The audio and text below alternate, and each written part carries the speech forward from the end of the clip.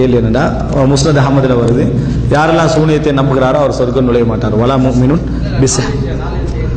நாலு விஷயத்தை உள்ளவர்கள் சொர்க்கம் நுழைய மாட்டார். அதுல ஒன்று இதான் நம்மளோட கேள்வி. நாளை பத்தி அதை பத்தி மட்டுமா? இல்ல இல்ல, கேள்வி வந்து சூனியத்தை பத்தி மட்டுமா, நாளை பத்தியா? Okay right. அதுல வருது என்னன்னு சொன்னா, வலா முஃமினுன் பிஸ்ஹிரின், சூனியத்தை நம்பியவர் என்ன செய்ய மாட்டார், சொர்க்கம் நுழைய மாட்டார் அப்படின்ற ஒரு செய்தி வருகிறது. இது சம்பந்தமா என்ன எங்களுடைய நிலை என்னன்னு சொன்னா, முதல்ல அந்த ஹதீஸுக்கு நான் விளக்கம் சொல்வதற்கு முன்னால, அப்படி ஒரு ஹதீஸ் முஸ்னத் அஹமதுல சொல்லப்படுவது எல்லாம் கையெழுத்து பிரதியில பிழைகள்ல ஒன்று. இதான் நம்மளோட வாதம். எப்படி ஹதீஸ் லைவ் சஹி எல்லாம் இல்ல, 4, 5, 3 பல ரிவாயத் என்ன செய்து வருது, 4 பேர் சொர்க்கம் நுழைய மாட்டார்கள், 5 பேர் சொர்க்கம் நுழைய மாட்டார்கள், 3 பேர் சொர்க்கம் நுழைய மாட்டார்கள் எல்லாம் வருது. 5 அறிவித்த அறிவிப்புல கூட இந்த சூனியத்தை நம்பியவர் சொர்க்கம் நுழைய மாட்டார் என்று வரக்கூடிய இந்த வார்த்தை தவறுதலாக இடம்பெற்ற ஒரு வார்த்தை. அப்படி என்ற தவறுதலாக இடம்பெற்ற வார்த்தை என்றா பிரிண்ட்ல தவறுதலா இடம்பெற்றதல்ல, பிரிண்ட்ல சரியா தான் இருக்குது. எதை பார்த்து அச்சடிச்சாங்களோ அதுவும் சரியா தான் என்ன செய்யுது இருக்குது, அதெல்லாம் சந்தேகம் இல்லை. ஆனா கையெழுத்து பிரதிகளை பொறுத்த வரைக்கும் ஒரு கையெழுத்து பிரதி அல்ல.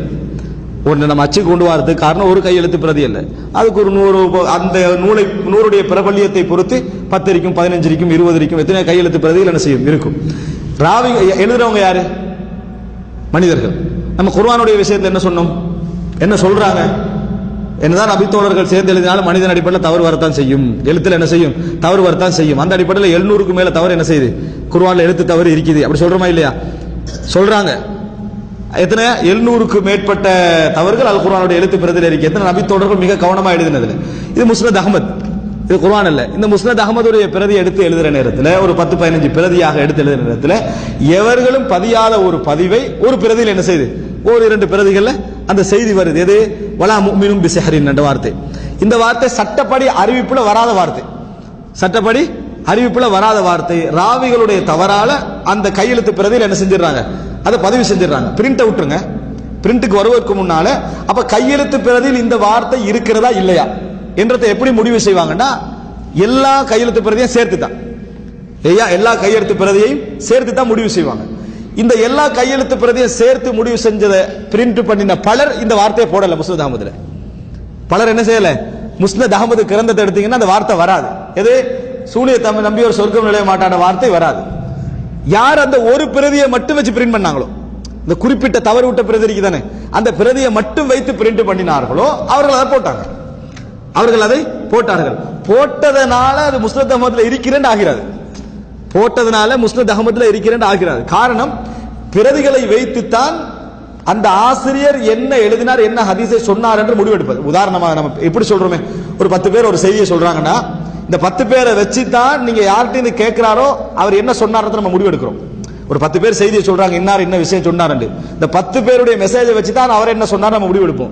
9 பேரும் ஒரு மாதிரி சொல்ல இன்னொருத்தர் மாதிரி சொன்னாருன்னா பிழை யாருல, அவர்ல தான் பிழறிய நம்ம என்ன செய்யறோம், முடிவெடுக்கிறோம். இந்த அடிப்படையில் இந்த வலா முஃமினுன் பிஸ்ஹரின் இருக்குது, லைஃப் சஹி என்பது 2வது கட்டம். நான் இங்க வந்து பலகீன பலம் பேசல, இந்த வார்த்தையே அந்த அறிவிப்புல வராத வார்த்தை, இந்த வார்த்தையே அந்த அறிவிப்புல வராத வார்த்தை. வலா முஃமினுன் பிஸ்ஹர் என்ற இந்த வார்த்தை தவறுதலாக முஸ்னத் அஹமதுடைய கையெழுத்து ஒரு பிரதியில் என்னது, 1 அல்லது 2 பிரதிகளில் இடம்பெற்ற வார்த்தை என்பதை நம்ம புரிஞ்சுக்கொள்ளணும். அதனால இது இந்த ஹதீஸிலே என்னது, இது இல்லை. 1. 2வது, வலா முஃமினுன் பிஸ்ஹர் அப்படின்னு ஹதீஸ் சஹீஹ் என்று வைத்துக் கொள்வோம். அந்த ஹதீஸ் நம்ம சஹீஹ் என்று வச்சுக்கிட்டா கூட அதுல எந்த விதமான ஆதாரம் அதுல இல்லை, அதுல எந்த விதமான ஆதாரம் இல்லை. முறையாக நம்புறது, முறையாக நம்பாம இருக்கிறது என்றது அட கருத்து. சூனியத்தை முறையாக நம்புதல், முறையாக நம்பாமல் இருந்த கருத்து. உதாரணமாக, மக்கத்து காபிர்கள் அல்லாஹ்வை ஈமான் கொண்டார்களா என்று கேட்டா நம்ம இல்லைன்னா சொல்லுவோம். மக்கத்து காபிர்கள் அல்லாஹ்வை ஈமான் கொண்டார்களா, இல்லைன்னு சொல்லுவோம். ஆனா என்ன சொல்றோம், அல்லாஹ் இருக்கேன்னு சொன்னாங்க, அல்லாஹ்வை படைச்சேன்னு, அல்லாஹ் தான் படைப்போன்னு சொல்றாங்க, அல்லாஹ் தான் உயிர்ப்பிக்க செய்யறான்னு சொல்றாங்க, அல்லாஹ் தான் மரணிக்க செய்யறேன்னு சொல்றாங்க, மழையை பொழிவிக்க அல்லாஹ்னு சொல்றாங்க. என்ன சொல்லுவோம் அதுக்கு பதில், இது வந்து ஈமான் தான். ஆனா இந்த ஈமான நாங்க பேசல. நாங்க என்ன ஈமான பேசுறோம், எப்படி நம்பணுமோ அப்படி நம்புதல் என்கின்ற ஈமான நம்ம பேசுறோம். எப்படி நம்பணுமோ அப்படி நம்புதல் என்ற ஈமான நம்ம என்ன செய்கிறோம், பேசுகிறோம். அப்படிதான் சொல்றோம். அதே மாதிரி சூனியத்தை நம்பியவன் சொர்க்கம் நுழைய மாட்டான் என்ற அந்த செய்தி நம்ம எப்படி வழங்கணும் தெரியுமா? சூனியம் என்ற இந்த அம்சம் எல்லா விதமான செயல்களையும் தானாக என்ன செய்கிறது, அது செய்கிறது. சூனியம் எப்படி தொற்று நோயை அந்த மக்கள் நம்பினாங்க, தொற்று நோய் தானாக என்ன செய்கிறது, செயல்படுகிறது, தானாக பாதிப்புகள் என்ன செய்கிறது, ஏற்படுத்துகிறது, நம்பி இருந்தாங்களே. அதே மாதிரி சூனியத்தை யார் அந்த மாதிரி நம்புறாங்களோ அவர்கள் என்ன செய்ய மாட்டார்கள், நுழைய மாட்டார்கள். அதை சொர்க்கம் என்ன செய்ய மாட்டார்கள், நுழைய மாட்டார்கள். யார் சூனியத்தை முறையா நம்புறாங்களோ, எப்படி சூனியம் என்ற ஒன்று அல்லாஹ் நாடாமல் பாதிக்காது.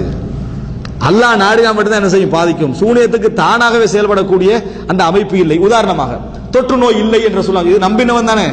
இன்னொரு செய்தியில் எப்படி வருது, தொற்று நோய் நம்பியவர் என்றல்ல, தொற்று நோய் இல்லை என்ற ஒரு செய்தி வருது. எப்படி வருது, தொற்று நோயை நம்பியவன் பிழை விட்டாண்டெல்லாம் அப்படிலாம் வரல, தொற்று நோயே இல்லை. அந்த ஹதீஸை எப்படி வழங்குறோம் தெரியுமா, தொற்று நோய் இருக்குது, எப்படி நம்பினா இல்லை என்று வழங்கப்படுத்துறோம். எப்படி நம்பினா இல்லைன்னு வழங்கப்படுத்துறோம். ரசூலுல்லாஹ் கேட்கிறார், தொற்று நோய் இல்லை, தொற்று நோயே இல்லை என்றாங்க. அப்போ ஒரு நபித்தோழர் கேட்கிறார், அல்லாஹ்வின் தூதரே, எப்படி ஒரு நல்ல ஆரோக்கியம் இல்லாத ஒரு ஒட்டகத்தை கொண்டு போய் பல ஒட்டகங்களுக்கு மத்தியில விட்டா எல்லாத்துக்கும் நோய் வருது. அப்ப ரசூலுல்லாஹ் என்ன போய் சொல்றாங்க, ஃபமன் ஆதல் அவ்வல, முதலாவதுக்கு நோய் கொடுத்தவன் யாருன்னு கேட்டாங்க ரசூலுல்லாஹ்.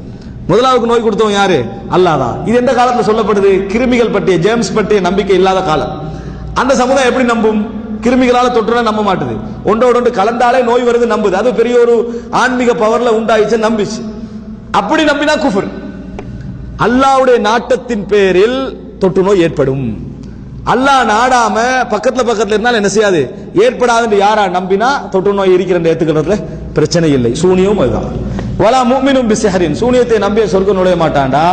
சூனியத்தால தானாக அதெல்லாம் இயங்கும், தானாக பாதிப்பு ஏற்படுத்தும், தானாக அச்சமுறுத்தலாம் என்கின்ற அமைப்புல யாராவது நம்பினாங்கன்னா அவன் சொர்க்கம் நுழைய மாட்டான்.